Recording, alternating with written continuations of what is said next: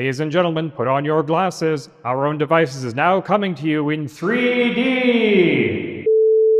Hello everyone and welcome to another video on Our Own Devices. I'm Jean Messier and today we're having a look at yet another model of mid-century stereoscope.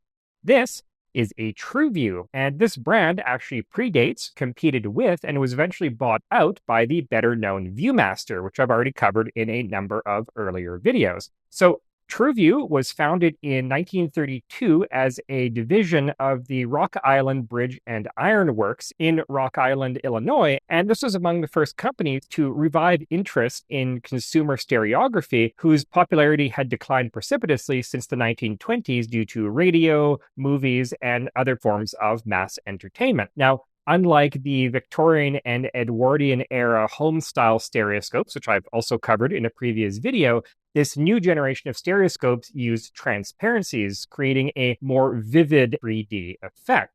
Now, unlike Viewmaster, which used rotating circular cardboard reels, the Tru-Vue stereo pairs were mounted on flexible film strips, which fed horizontally through the viewer. These were printed on Kodak 35mm positive print safety film, and the earliest images, which were of course in black and white, were given a golden orange hinge in order to make them nicer to look at.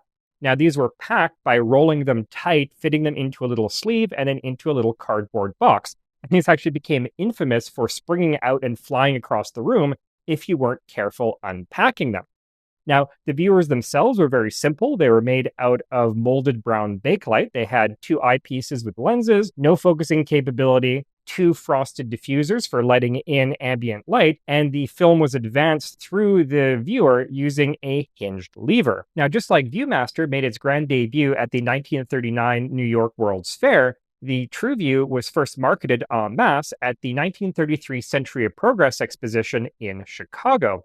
And while the very first viewers had a front plate stamped with the Tru-Vue logotype, this was immediately switched to the logo of the World's Fair. And at the same time, a custom batch was made for the Fred Harvey Company, which operated concession stands at Grand Canyon National Park. Now, after the World's Fair, the front plate was switched back to the Tru-Vue logotype, and a number of different variations of the viewer design were made over the next couple of years. But since this isn't meant to be a collector's channel, I won't cover them all. However, in 1939, the design was dramatically changed to a more streamlined, modern aesthetic molded in glossy black plastic. These are also produced in white, brown, turquoise, or two-tone with red or white lettering and pinstriping. And at the same time, the sprocket hole design on the film was changed from a regular 35mm pattern to a spacing of 42mm to allow the stereo pairs to be advanced with a single movement of the advance lever. Now, just like with Viewmaster, the most popular Tru-Vue image sets were of scenic landscapes of U.S. national parks, exotic foreign cities, things like that, as well as children's storybook images. And the company depended on a large network of professional photography houses, as well as freelance photographers, to supply its catalog. And the company would also sell private citizens large consignments of film strips and viewers so they could become Tru-Vue dealers, which was a useful source of supplementary income during the Depression years.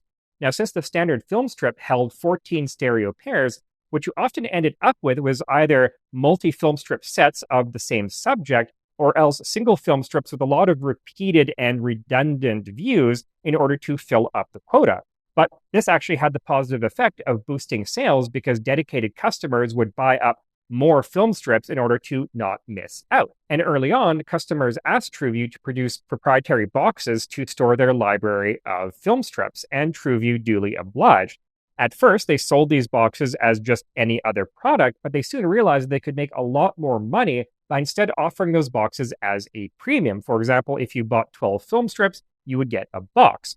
And there were a wide variety of these boxes. The early ones were actually quite ornate, being made out of inlaid wood. During the Second World War, material shortages forced them to switch to cardboard boxes covered in leatherette. Well, after the war, they made boxes out of bakelite. Now, while Viewmaster came right out the gate in 1938-39 with full-color reels, wartime shortages prevented Tru-Vue from doing the same until 1950, when it released its first line of stereochrome color film strips.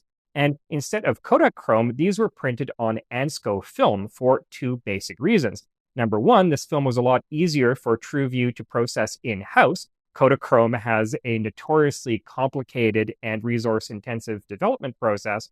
And Also, this was the only film that accurately reproduced the colors of Ford Motor Company vehicles, which Tru-Vue produced limited run training and promotional film strips for, as well as for a bunch of other companies. Now, interestingly, for nearly a decade and a half, there was surprisingly little competition between Viewmaster and Tru-Vue, the market being large enough to accommodate both companies. Indeed, by the end of the 1940s, Tru-Vue had produced nearly 400 different film strips and was boasting sales figures of 1.5 million film strips every year. However, by the end of that decade, Viewmaster was starting to dominate more and more of the market, forcing Tru-Vue to do things like reduce the number of stereo pairs in its color film strips from 14 to 10 and reduce the price of those film strips from 35 to 25 cents. They also had an ace up their sleeve, which was the exclusive rights to use Disney characters, which they had acquired in the mid-1930s. Unfortunately, however, this was not enough to save them, and in 1951, Sawyer's, the company that produced Viewmaster, bought out Tru-Vue in order to acquire their Disney rights and moved their assets to their own facilities in Beaverton, Oregon. Now, Sawyer's continued to sell the classic Tru-Vue products for about a year until they figured out how to integrate this new acquisition into their own product line. And what they came up with was this, the Model 502. And as you can see, this is very similar to the color scope stereo viewer that we had a look at in a previous video, where the stereo pairs are mounted on a rectangular card that is fed vertically through the viewer. So the Model 502, as you can see, has an even more streamlined and futuristic design to it, molded in black plastic with a red advance lever.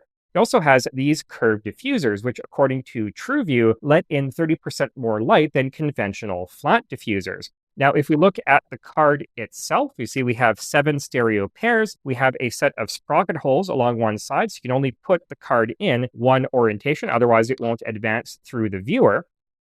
And this had a number of advantages over the Viewmaster reels. Number one, the photos were slightly larger, being 13 by 14 millimeters rather than 10.5 by 11 millimeters. And while in Viewmaster, the captions for each stereo pair were printed on the reel itself and were viewed through a little window in the back of the viewer, on Tru-Vue cards, the captions were printed on the photos themselves, so you could actually look at the image and read the caption at the same time. Now, immediately, Sawyer segregated its two product lines, focusing Tru-Vue on the children's market and Viewmaster on the adult. And as you can see here, the cards that I have are very much geared towards 1950s children, including such subjects as Howdy Doody, The Lone Ranger, Robin Hood, Wild Bill Hickok, Disney's Lady and the Tramp, and Performing Chimps. Now, in addition to the flagship Model 502, which would have sold for $1.98 in 1957, there's also the Model 525, which had an internal battery-powered light source and sold for $3.49,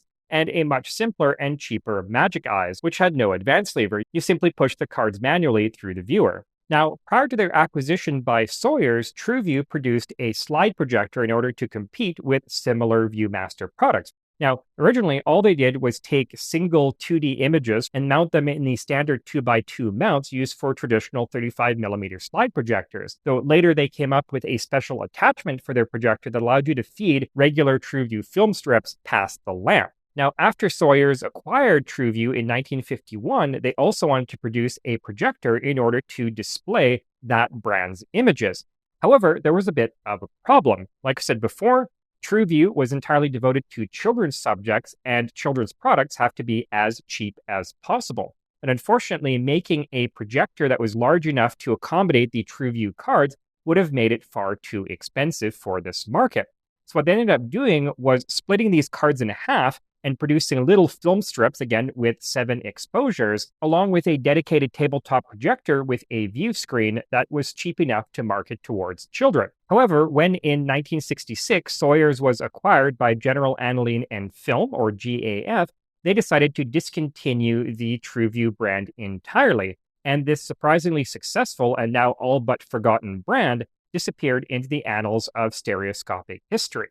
Now, that is a brief overview of the history of Tru-Vue, but we're not quite done yet. You'll recall in my previous video on the color scope stereo viewer that there was another brand of stereoscope also called Color Scope marketed in the UK, and the same goes for Tru-Vue. Now, the British Tru-Vue was manufactured by Signal Equipment Limited, or SEL, of Potters Bar, Middlesex, which was one of the two trading names of J&L Randall, the other being Merit.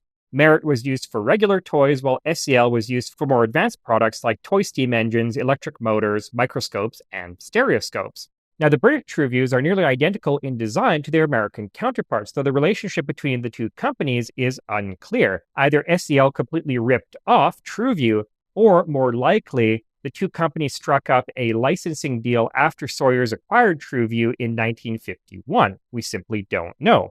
And in addition to this, there was yet another knockoff Tru-Vue that was produced in Hong Kong, which, as you've seen in my previous videos on mid-century calculating machines, was a hotbed for clone products.